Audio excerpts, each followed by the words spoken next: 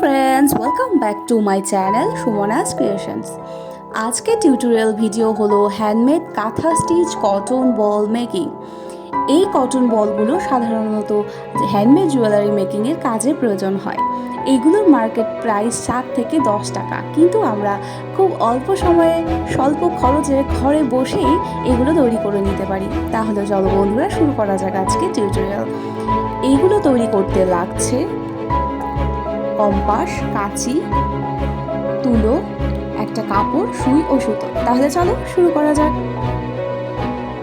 দেখো বন্ধুরা, প্রথমে আমি কাপড়টাকে গোল করে কেটে নিয়েছি। এবারে কাপড়টার চারপাশ দিয়ে আমি গোল করে কাঁথা স্টিচ সেলাই দিয়ে নেব। তোমরা দেখো ঠিক এইভাবে।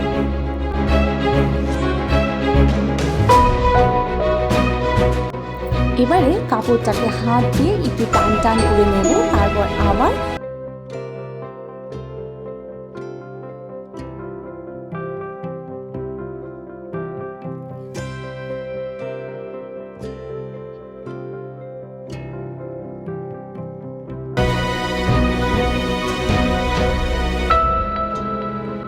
দেখো বন্ধুরা, এই যে কাপড়টা চারপাশটা কিন্তু আমি কাঁথা স্টিচ দিয়ে নিয়েছি।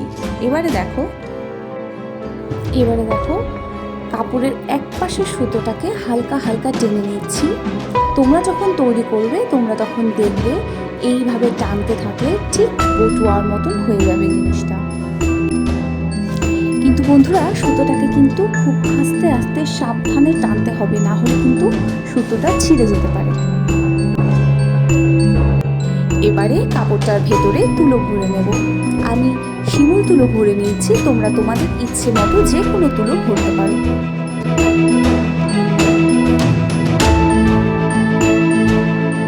যতক্ষণ পর্যন্ত কাপড়টা ফুলে না যায় ততক্ষণ কিন্তু তুলো দিতে হবে, না হলে কিন্তু খুব সুন্দর পারফেক্ট গোল ব্যাপারটা কিন্তু আসবে না।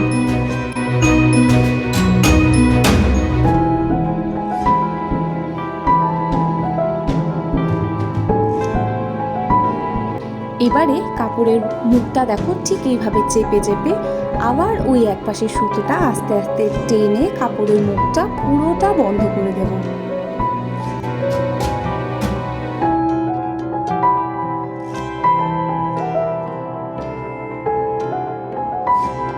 কাপড়ের মুখটা পুরোটা ভালো করে বন্ধ হয়ে যাওয়ার পর আমরা সেলাই করে নেব।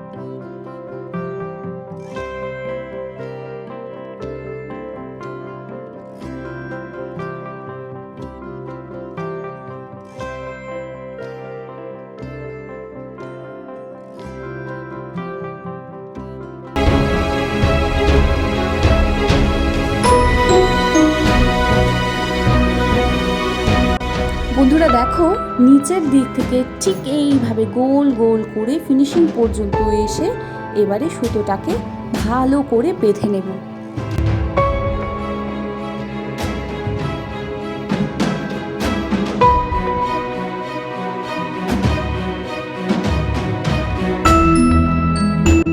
এইবারে সুতোর বাকি অংশটা কাঁচি দিয়ে কেটে নেব। তারপর দেখো, বলটাকে ঠিক হাতে করে এভাবে কয়েকবার ঘুরিয়ে নেব, তাহলে বলের পারফেক্ট শেপটা কিন্তু চলে আসবে।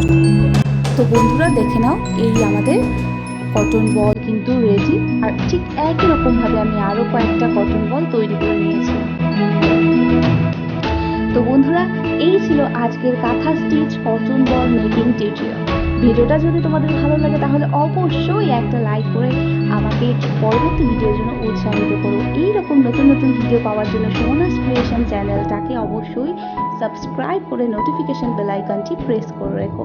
আর ভিডিওটা যদি তোমাদের হেল্পফুল মনে হয় তাহলে অবশ্যই তোমার বন্ধুদের সাথে এটা শেয়ার করো। Thank you for watching.